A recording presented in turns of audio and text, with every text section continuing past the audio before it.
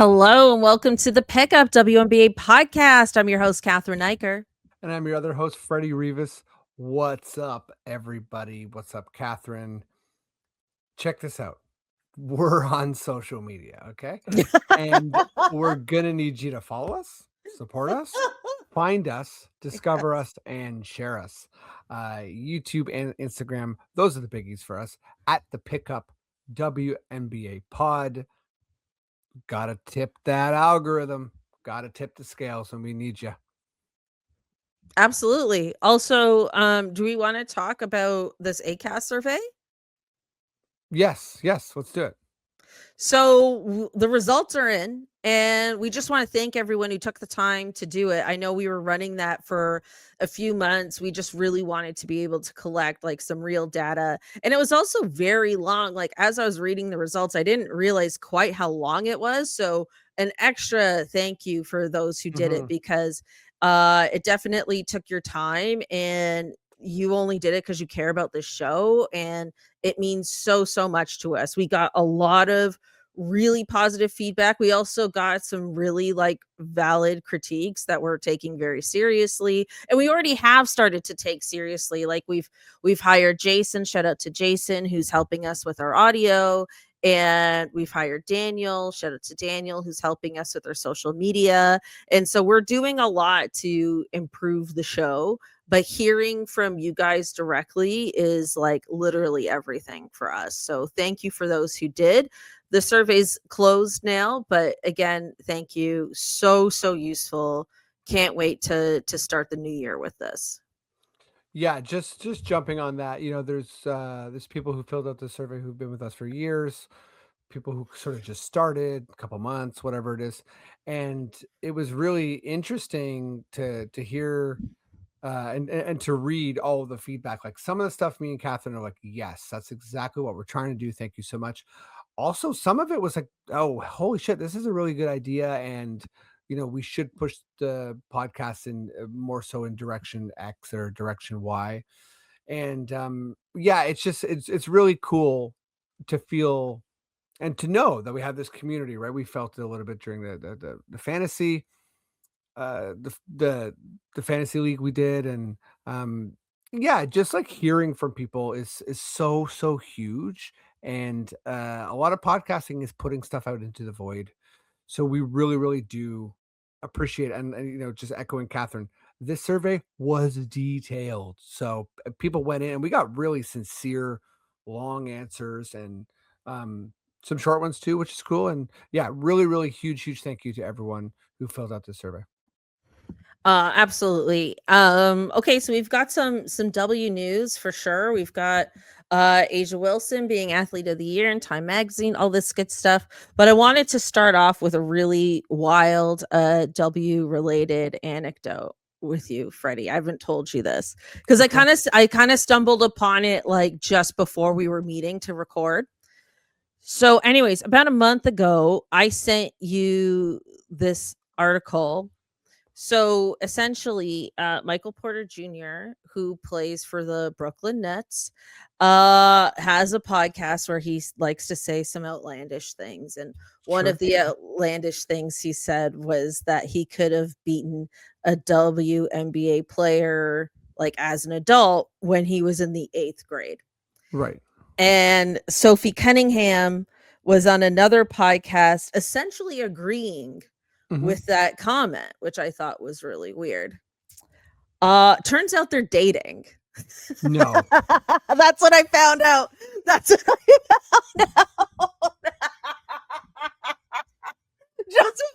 started recording, I saw this like YouTube short, and this guy put it together. They're dating. And they're like cuddly, like posing together, like in a photo. She was at his game. They're dating, buddy. They're dating. I feel like Sophie Cummingham is at the point now where she's just like the like right wing, like second cousin you have to put up with at like a Christmas dinner. Like that is what she's becoming of the WNBA, I feel. Wow. That is a real bomb. You told me you were going to drop something to me. I didn't even know what it was. And, me and Catherine are both been NBA fans for a long time. Yeah. And you don't really know a player what like and how they're represented in the media and all this sort of thing. But I do know that Porter and his family are pieces of shit. And so we got really no, I'm just kidding. But like I think No, but his family has been quite troubled if you search his brothers and stuff. Yeah. beyond that, it's like that constant refrain of I could do X to, like just sort of like denigrating the WNBA. Like, Catherine actually brought this up a couple weeks ago, and I was like, man, I don't even want to talk about this because it's really Mm. just so repetitive and lame. I And did bring it up as a potential topic and we chose not to do it because yeah, it is redundant. It is repetitive, like this constant narrative. but Sorry. what you brought to the table, this is different because this shows that like these people are in the league, and it works, that you get the clicks, you get the hits, and you sort of like try to just like inflame. That's a lot of what the like the algorithm wants. And going back to our ACAST people, we appreciate that that we are trying to buck that trend. So we're gonna stay in our lane, which is trying to be fair and truthful and all that good stuff. But just pure Wild. nonsense. And yeah, listen, like I don't even you can have your kind of political opinions and all that kind of stuff, but man, oh man, is Sophie not making an effort to buck that MAGA Bobby. Like No, not not a, she's not a girl's girl. That's not a girl's girl move for sure. really right. Like, imagine being in a league of women and sort of like taking jabs. But also I, at yourself, at your own self, it's just even. so unproductive. Like Yeah. it's also those sort of like male female comparisons. Like not only do they not matter, they're also like you're not gonna get a clear answer. Hmm. Like there's not gonna be like a this is how they're different. It's like great, Hmm. you Hmm. know? Um Yeah, there's a lot of women out there who care about that male approval more than a lot of other things. But right. anyway, I couldn't wait to share that with you. I was like, Wow. "Oh my god." And if anyone listening wants to deep dive, Michael Porter Jr. has said some other crazy things on his podcast in the past that have gone viral as well. They're pretty out there. But anyway, I'll leave it at that. Yeah. Okay, let's get into some real W news.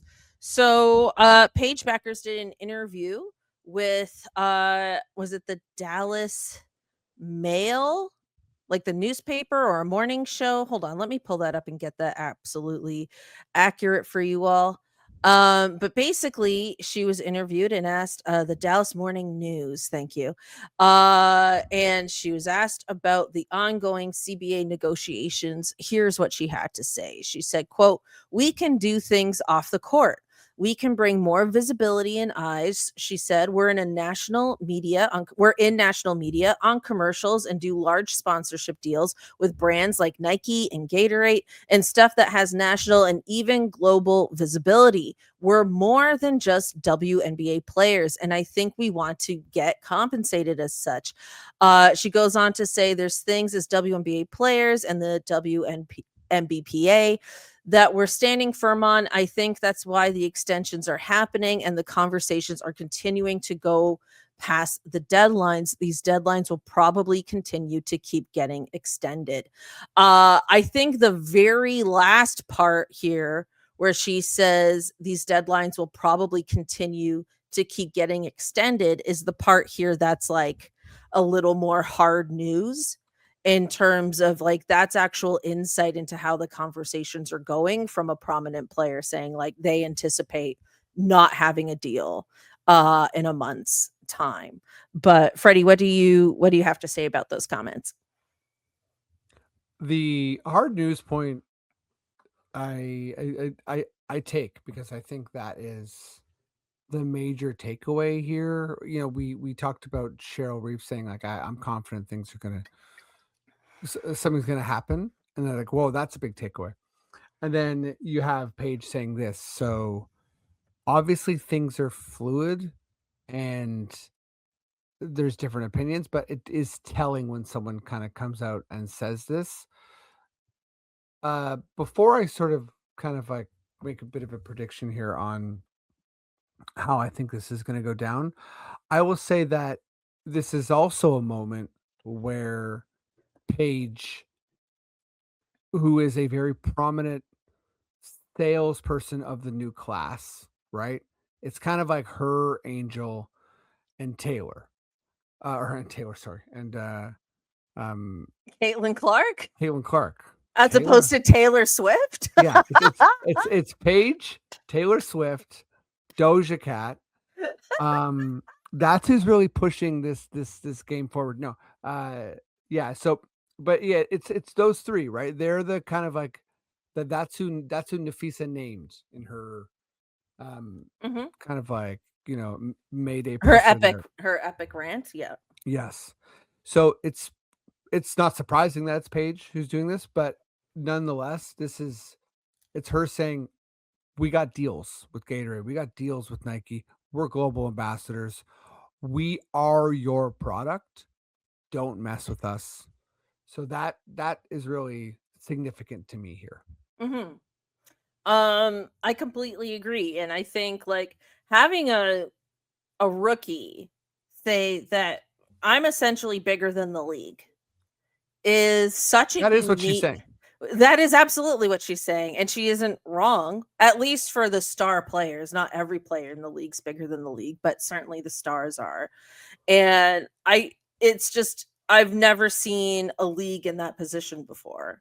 It's just a reminder of the unique time that we're in right now.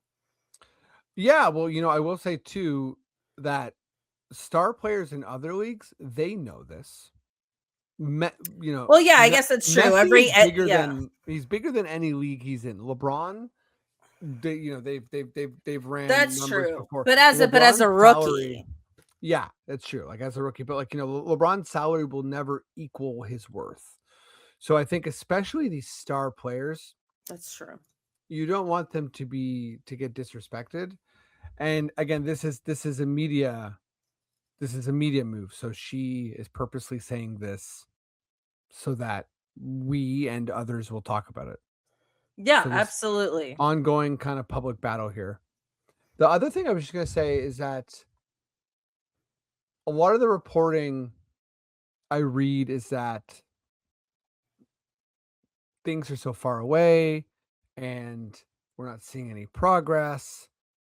And this is just a gut feeling, but I don't think it's going to play out where we start to see this progress and things are moving and a deal gets done. I think we're going to wake up one day and a deal is going to be done. And the reporting is going to be like, what? We were so far away. And that's just not going to matter because I think that once the ball really gets rolling to make a deal, they're just going to, they're going to stay up all night and hammer it out. Like, I think that's what's going to happen. I don't think it's going to be like once there's real momentum, they're going to seize it. I don't think it's going to have like, okay, we had a good meeting. Let's meet in 2 days for another good meeting. I think it's going to be like once it gets going, they're going to be like, okay, we've got some major things accomplished here. Let's really figure out these last couple beats. That's just a gut feeling I have. Yeah, I tend to agree actually because if you think about it, if the if they were to enter a lockout situation, you're basically saying we're giving up $1 million, $500,000, depending on where your salary would range. Plus, there's two expansion teams, so that's like so many other jobs in the league that you're saying no to. There's just a lot at stake, I think. And I'm not sitting here saying that they don't deserve more or shouldn't fight for more, not at all. But I agree with you in that like I can see things coming to a conclusion quickly just for all the reasons that you said, essentially agreeing. Last little hot take here, and I do believe this: the league has more to lose than the players. For the sure. the players can recover money, they can recover their careers, and the league will have a tough time recovering momentum from a downed season or a hampered season. And I think the players, sure, you'll have some like Alyssa Thomases and Dewana Bonners and some players near the end of their career where it's like, oh shit. But I think really the stars of the league, Stewie, Asia, Nafisa, Paige, Angel, Caitlin, these very, very prominent players, they're in an absolutely okay spot. Yeah, absolutely. Okay, let's talk about Asia Wilson. She's been named Time Magazine's Athlete of the Year this year. Congratulations to her. Absolutely huge. Obviously, very well deserved. Uh, there's a few things about this that were notable, and that is that Caitlin Clark winning Athlete of the Year last year was also very significant. 2 WNBA players in a row. Let's not lose sight of that. Absolutely huge. um Caitlin Clark kind of took this moment to talk about the disparity between her and other white players and her white privilege versus other players in the league who have really built up this league over the years and so on and so forth. And it was like, finally, she said something, right? If we recall a year ago, that was kind of the conversation. Like, finally, Caitlin Clark has spoken out about this. Mm-hmm. This year, I guess Asia was sort of asked about it as well, or asked about this conversation as a whole. And she talked about how she felt for a minute that the history of the league was being erased, and how she really didn't like that feeling, and how much players like her and other players in the past have gone through, especially players in the past have gone through, to make this league what it is today. And essentially, she didn't like what was happening before, but obviously she was kind of like, no matter what, I'm in a good place. I'm going to keep winning MVPs. I'll keep winning gold medals. Like, you can't really knock my resume. Like, even if you try to knock me down or not recognize me, blah, blah, blah, the accomplishments speak for themselves. Freddie, what are your thoughts on that? Well, just first of all, congratulations to Asia Wilson, one of the best athletes ever, Hmm. one of potential goat of the W, well deserved Absolutely. Hmm. superstar. You know, you can't really, yeah, as she says, y'all can't shake my resume. So that's that on that. But I think that this is spoken really well because when you sent this, I had a bunch of thoughts, and I think that what happens so much in the Caitlin Clark conversation is the loss of nuance. Hmm. And I think for me, it's really important to separate Caitlin Clark, the person, from Caitlin Clark, the narrative. And Yeah, absolutely. I think that a lot of people do not do that. And they get really bogged down in this kind of like, yeah, it ends up being so toxic so fast. And it's just hard to have a real conversation that way. So with that said, I do think that the Caitlin Clark narrative, particularly the one that the league started when she got there, and the league was nothing before she got there, and Hmm.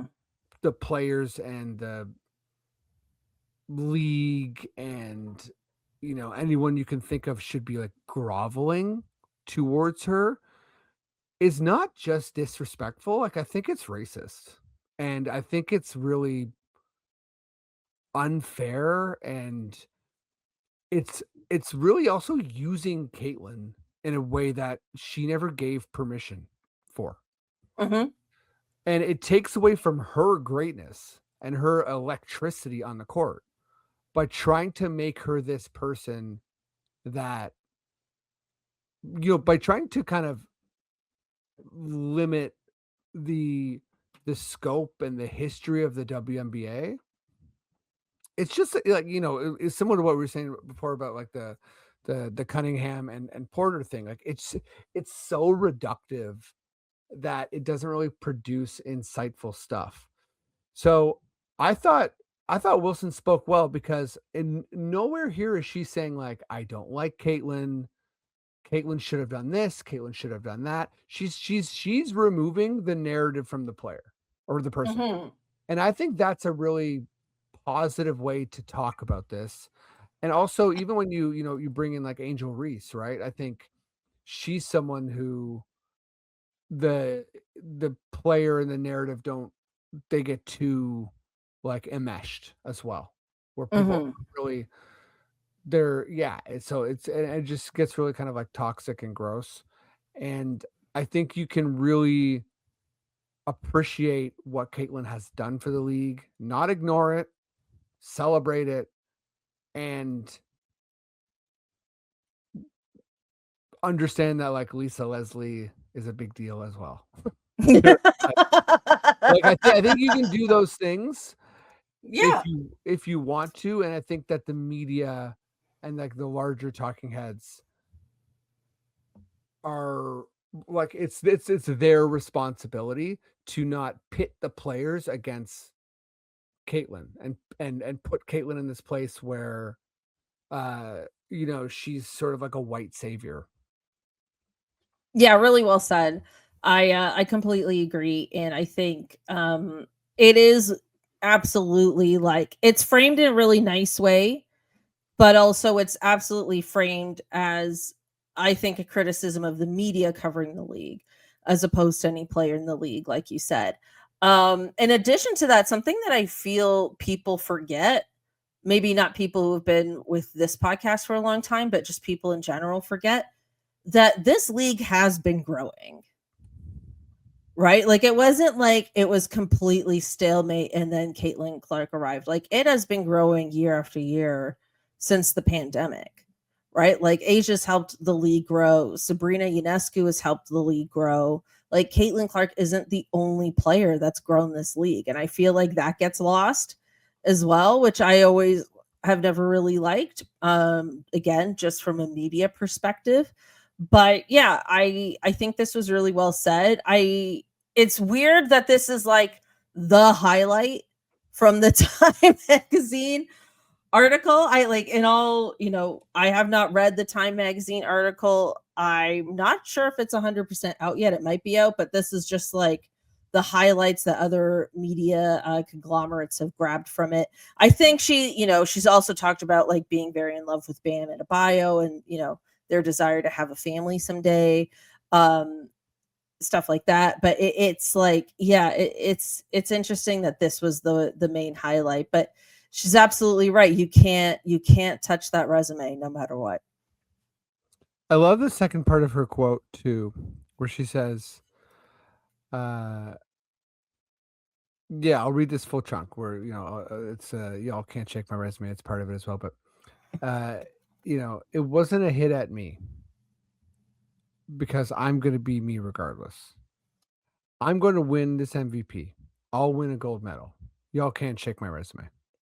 It was more so, let's not lose the recipe. Let's not lose the history. It was a race for a minute. And I don't like that because we have tons of women that have been through the grimiest of grimy things to get the league where it is today. Mhm. And that to me is so well said too. Let's not lose the recipe. Let's not lose the history. It was a race for a minute.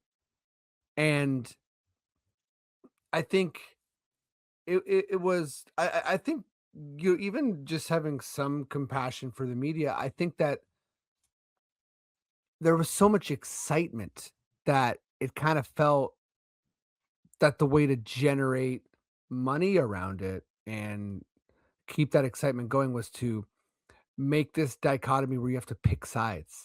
Angel versus Caitlin, Caitlin Mhm. versus the league, Caitlin versus Like the Sabrina or something. Olympic team. Like Yeah. whatever it was, it was sort of a lot of it comes down to like this is how we sell this league. Coke versus Pepsi.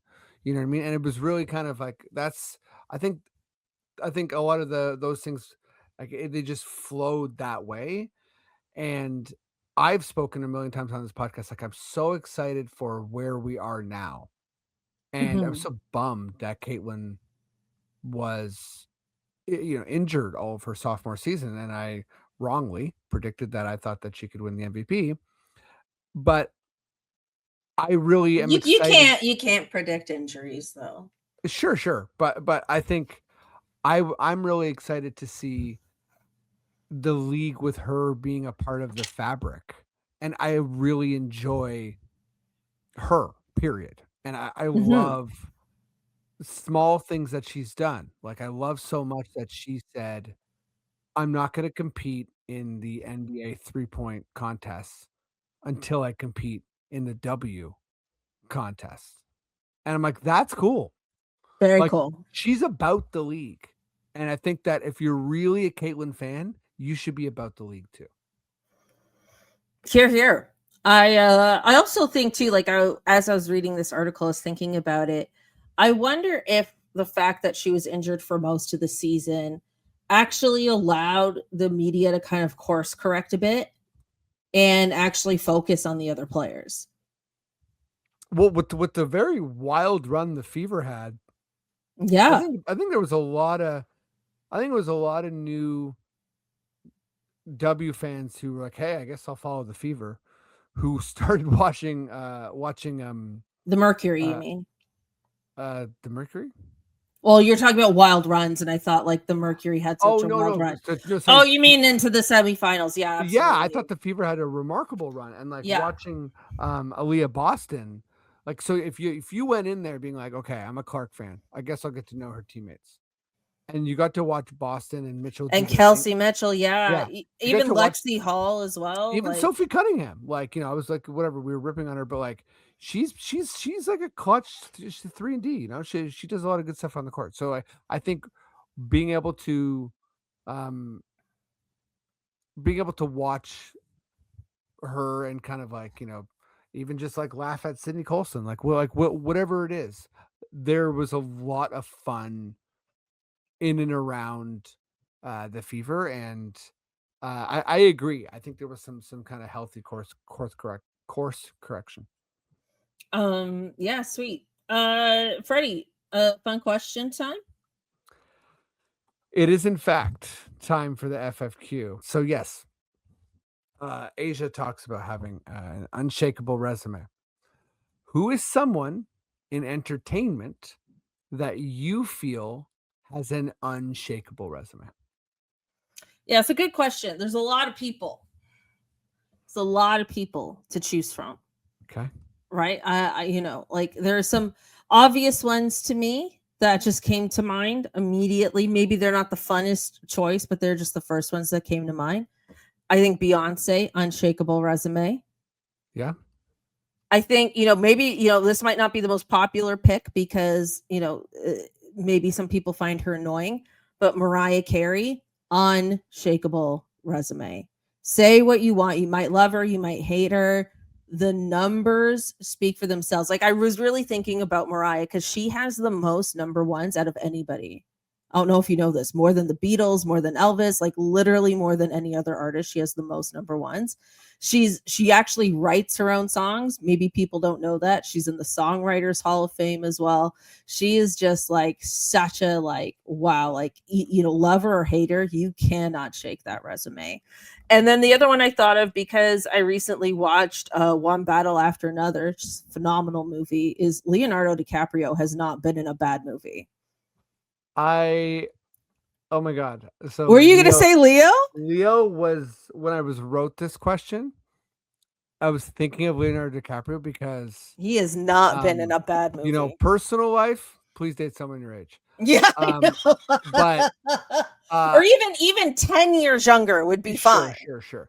But as an artist, when I saw, but by the way, like not that level as well, but also Benicio del Toro doesn't touch things that are bad. Like, he just Yeah, doesn't. yeah. He's just elite. But he's not like obviously like, lead Leo style. But Leo, man, like you see his name pop up on a movie, right? And there's other people that are close. It's like, oh, Brad Pitt, he's probably gonna do some like good stuff, but it's like might not be like Yeah, but Brad the Pitt has best. also been in flops in his life as well. Exactly, like Leo. I mean, again, I'm sure. I'm sure with Mariah, and I'm sure with Leo, you can like find some stuff, but like the Mm. overall kind of like track record is like pretty intense and pretty Yeah, like because unshakable. even like with Mariah, like Glitter flopped, but it had a resurgence. Like even her flop had a resurgence, Hmm. and people were like, "Justice for Glitter." Yeah, and Beyonce's got some albums that are not the most like current and sort of outdated, but I think it's her as a figure as well. It's her as a figure. Yeah. Yeah. Yeah, because like the thing with Leonardo DiCaprio, like this is one of those celebrities where I'm like, please God, do not become more problematic. Like, please clean Yeah. this up. Do not, because He's on his the edge, man. he is on the edge. Because those blue eyes pierced me as a 12-year-old girl watching Titanic in the movie theater. And I don't want to let that go. Okay, I know that sounds stupid, but it's like when you have like a childhood celebrity crush, you don't want to see them like totally flame out like that. You're like, no, I want my childhood crush to be like a good person. What if he lets go? Don't let go, Jack. Like I freaking love Titanic. I don't care what anybody says. Even the cheesy parts I think are so funny. Like I don't think James Cameron knew to the degree he was making a movie for 12-year-old girls, but he absolutely was. And I think he did. I've seen Avatar. I I was that girl. But before that, I mean, it was Terminator, Aliens, like No, James Cameron, by the way, has got some serious. He's got a serious resume. he does. Terminator 2 is actually one of my favorite all-time movies. It's I incredible. think it's the greatest action movie ever, to be honest. Okay, we need Have your you picks. We need your have picks you though. seen this boy? Um, We need your picks. my pick, one of them was going to be Leo, but Mm. here's another one, and I really love the type of artist who sort of chooses to not be prolific because they've been so perfect. Um, Oh, I feel like I already know who you're gonna say, but I'll hold. Okay. go for it. Who do you think it is? Well, I first thought Daniel Day Lewis. He's probably up there as well, but Sorry. it's Daft Punk. Oh, that's a great So one. 4 albums, each album Yes. changed music, and Oh, that's a um, great they pick. just were like, you know what we did? We made a bunch of perfect stuff, and then we stopped. See ya. And that's just like out of Mm. control. I'll throw Outcasts in that category as well. Yep. As Yep. people who were just like, ah, we're just gonna like change music forever, be amazing, and then we're just gonna go ahead and say see ya and Mhm. call it. Mhm. Just have an absolute unshakable resume Mhm. because you know even if you're really good, if you hang around and you just keep hanging around, bad stuff starts to happen, and you start making bad decisions. You know what I mean? Like I think for me, being unshakable is like is for some artists anyways, like knowing when to call it. Mm. Mhm. Mhm. Mhm. So those are my unshakables. Wow, good picks. Really good picks. I feel like I'm not one of those artists because even just looking at my background, like I clearly don't know when to stop. And this is evolving. Like you might be like, why are those pictures uneven? It's because I want to put a wallpaper up and then put those pictures on top of the wallpaper. I do not know when to stop. Folks, here's why the survey was so helpful. We we need ads. We need money, and we are comedians who are living on the brink. So we are honestly the most shakeable. Okay, I've I've just like I have a treasure trove of mistakes I've made as an artist. It's just I'm almost 40 and been grinding out since I was 17. So I've been through my own grimiest of grime. Oh, we And absolutely have. That yeah. could literally be an FFQ next week. What's our grimiest of grime moment as an Oh god, that's artist? like Like That's the diviest bar show, like oh god. You know what? That's a great one. That is an FF query. Okay? You know what? Maybe we don't have a Patreon, but if maybe one time we'll do a special FFQ only podcast for our listeners as a bonus episode, and it would just be questions like that, where you can just like, if you want, if you're so inclined, you can dive into the depths of our souls. Because yeah, you know it's what? That would be fun to do, especially like if this off season like goes long. Like we absolutely should do that. yeah, if we have a lockout, we're getting there. Or maybe not, or maybe even if we don't have a lockout, we can get there. But anyways, Yeah. we should wrap it up. Thank you everyone so much once again for listening, for tuning in, all that good stuff. Leave a like, subscribe to our YouTube, follow us on Insta. Leave a positive review if you've got a sec on Spotify and Apple. That really, really helps us grow as well. And we'll catch you next week. Oh, we forgot to mention once again, debut of Tempo Check. Yes, debut of Tempo Friday. Check. So this will be coming out. We record Friday. on Wednesday night, so this podcast will be coming out on the 11th. So that's the 12th. Tempo is going to be. We're going to record it right after this. The Tempo Check, our very first Tempo Check, is going to come out on Friday morning. We're so super excited. Shout out to Sonar Network. Shout out to Daniel, who's joining us for social media. And shout out to our audio guy, Jason. Yeah, this is exciting. We're very, very pumped. Awesome. Thank you everyone, and we'll catch you next time. Okay, peace. Bye.